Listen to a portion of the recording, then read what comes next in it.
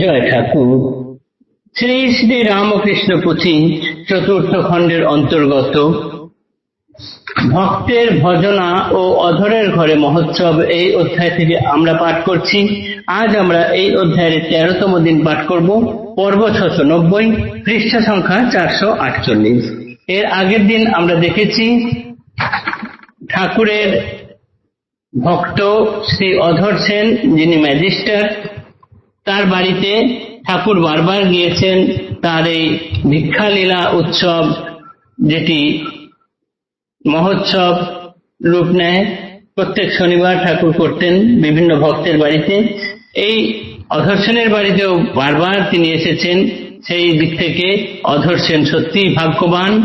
এবং আজকের যে অনুষ্ঠান যেটি হচ্ছিল, সেইখানে অধরের সঙ্গে সদ্য বিশ্ববিদ্যালয় থেকে পাশ করে আসা ম্যাজিস্টার বঙ্কিমচন্দ্র চট্টোপাধ্যায় ছিলেন। ঠাকুর সেইখানে পৌঁছানোর আগে ব্রাহ্মভক্তরা সবাই পৌঁছেছেন। ব্রাহ্মভক্ত একদিকে বসেছেন, আরেকদিকে ত্রৈলোক্য সান্যাল নানান বাদ্যযন্ত্র নিয়ে তার সুন্দর গান গাইবেন বলে বসেছেন। সকলে অপেক্ষা করছেন ঠাকুরের অপেক্ষায়। এমন সময় ঠাকুর আসছেন, গাড়ি থেকে নামছেন। রাত্রি 4 দণ্ড হয়ে গেল। এই অমাবস্যার দিনে, এই 6 দণ্ডী রাত্রে ঠাকুর এক বিশেষ তান্ত্রিক ক্রিয়াকর্ম করতেন এবং সেই ক্রিয়াকর্মের সময়ে মদের দরকার হয়। ঠাকুর একটা ছোট শিশিতে মদ রাখতেন। এই মদ আজকে যখন গাড়ি থেকে নামছেন, সঙ্গে ছিলেন নিত্য নিরঞ্জন। তিনি বলেন, মদের বোতলটা গাড়িতেই থাকুক। ঠাকুর বললেন, না, ও কোতোয়ান টের পেলে পরে সবটা খেয়ে নেবে, তার থেকে ওটা সঙ্গে করে নিয়ে আয়। সেই সময় নিত্য নিরঞ্জন কি করলেন, না, গায়ে যে চাদর আলোয়ান ঢাকা দেওয়া ছিল তার মধ্যে জড়িয়ে নিয়ে চলে এলেন। এইবার এসে অধর সেনের বাড়িতে বসলেন। তারপরের অংশ আজ আমরা পাঠ করব। শ্রী প্রভুর বেশভূষা সজ্জা নিরীক্ষণে প্রথমে অবজ্ঞা ভাব বঙ্কিমের মনে, ধন মান বিদ্যা মদে হয় যেরকম, অহংকারে ধরা বোধ সরার মতন, শ্রীপ্রভু অন্তর্যামী বুঝিয়া অন্তরে সাদরেতে সম্ভাষণ করিলেন তারে। কি মধুর শ্রীপ্রভুর বাক্যের মাধুরী, বর্ণে বর্ণে খেলে তাই রসের ও লহরী। পরে জিজ্ঞাসিলা তারে গুণধর রায়, মানুষের কার্য কিবা আসিয়া ধরায়। উত্তরে মার্জিত বুদ্ধি কহিল বঙ্কিম, মৈথুন আহার আর নিদ্রা এই 3। অতি ঘৃণা সহকারে প্রভু তাই কন, সাজে না তোমার মুখে এহেন বচন। তুমি তো ছেঁচড়া লোক, হীন বুদ্ধি ভারী, যে কার্য করিতে চিন্তা দিবা বিভাবরী। কিংবা যেই কার্য নিজে করো আচরণ, তাহাই সভায় তুমি কইলা উচ্চারণ। উপমা সহিত পরে কহেন ঠাকুর, খাইলে মূলা উঠে মূলার ঢেকুর। স্বভাব না থাকে চাপা স্বভাবের জোরে, উপরেতে উঠে তাই যেমন ভিতরে। বঙ্কিমে দেখিয়া প্রভু সলজ্জ বদন, ঈশ্বরীয় কথা পরে কইলা উত্থাপন। তত্ত্ব কথা আলাপনে কিছুক্ষণ যায়, ব্রাহ্মগণে সঙ্গীতে ইঙ্গিত কইলা রায়। এক তারা খোল আর করতাল শনে, সঙ্গীত আরম্ভ কইলা ব্রাহ্ম ভক্তগণে। এক টানে ভক্তি ভরে ব্রাহ্ম গুণগীত, ত্রৈলোক্যের মিষ্ট কণ্ঠে সকলে মোহিত। আবেশের ভরে পরে প্রভুর কীর্তন, সেই সঙ্গে দিল যোগ যত ভক্তগণ। জনমন বিমোহন নর্তন দেখিয়া, সকলে প্রভুর পানে আছে নিরখিয়া।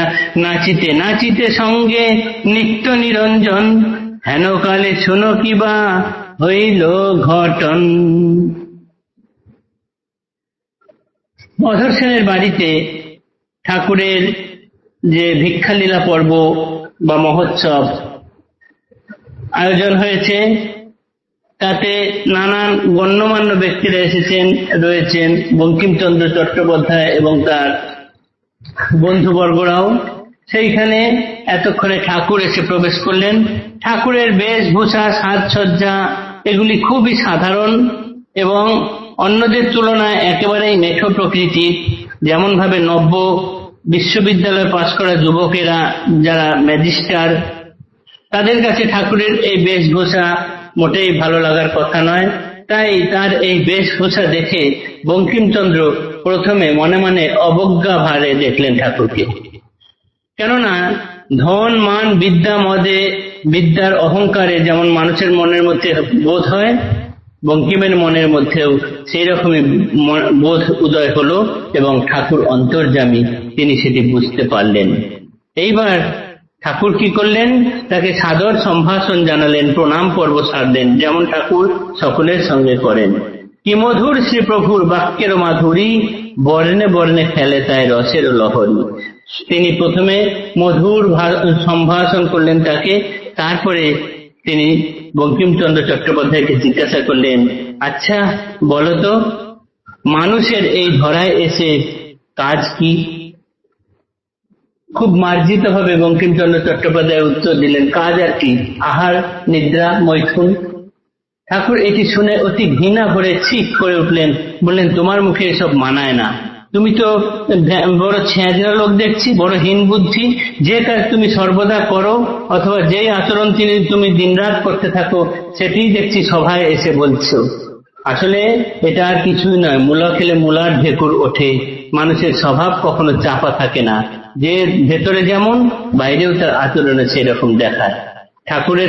ঠাকুর বঙ্কিমকে এই কথা বলে সলজ্জ ভাবে তাকে এড়িয়ে গিয়ে এইবার তিনি এই ব্রাহ্ম ভক্তদের সঙ্গে গিয়ে বসলেন এবং ব্রাহ্ম ভক্তদেরকে গান গাইবার জন্য ইঙ্গিত করলেন। গান শুরু হলো। তারপরে ঠাকুরও তাতে আস্তে আস্তে ত্রৈলোক্যনাথের মিষ্টি কণ্ঠে গানে মোহিত হয়ে ঠাকুরের আবেশ সৃষ্টি হলো। তারপরে তিনিও সেই গানে অংশগ্রহণ করলেন। প্রভুর গানের সঙ্গে সঙ্গে নৃত্য শুরু হয়ে গেল। সেই প্রভুর কীর্তনের সঙ্গে সকলে যোগ দিলেন।